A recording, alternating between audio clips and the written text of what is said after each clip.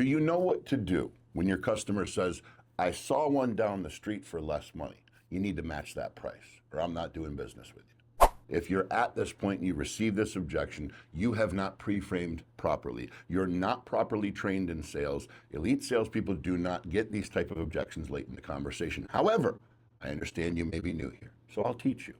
If your customer says to you, well, I've seen one down the street for much cheaper, and if you don't match that price, I'm not going to take it. Or so-and-so's got one for $3,000 less. One of the strongest things that you can do is put the onus back on the customer and very simply say, okay, yeah, I understand.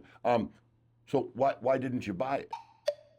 You're going to catch your customer very off guard. They're not expecting this from you because the problem is it's a logical statement. What they're trying to do is they're trying to force you into a discount. I saw one cheaper over here. You need to match it. Well, the logical implication there is if you match it, they're going to buy it. So the then obvious question is, well, they were already there. So why didn't you buy it?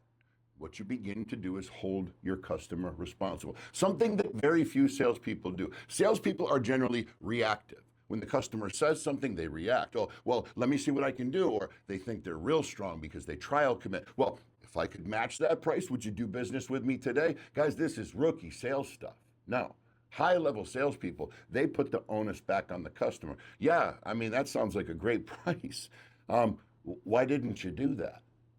Guys, what happens is your customer is stuck and they must do one of two things. They either have to bail and say, well, maybe it wasn't $3,000 less, maybe it was 2, maybe it was 1, maybe there was no discount, maybe there was no other one at all. Or number 2, they have to tell you the reasons they did not in fact purchase it, which is likely all of the reasons that it costs less than your product. Well, it didn't have the equipment that I wanted. Well, naturally it would be less then, wouldn't you agree? Well, it was a little rough and kind of beat up. Well, then naturally it would be less, wouldn't you agree? Guys, elite level salesmanship does not require you to have cute things to say. It doesn't require word tracks and rebuttals. It just requires you to use logic and common sense, but most importantly, to execute with ruthless confidence. And the only way to get that confidence is to know what you're doing, to have a framework by which you operate and know that you can solve any situation, anytime with any customer. And if you want to learn how to do that, you stay right here.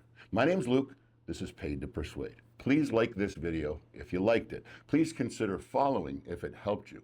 And if you know a salesperson that needs help, please share this with them. It's the only way other people are going to see this video. But most importantly, if you disagree, it's no problem. I wish you the best of luck. I'll meet you in the comments below. Happy selling.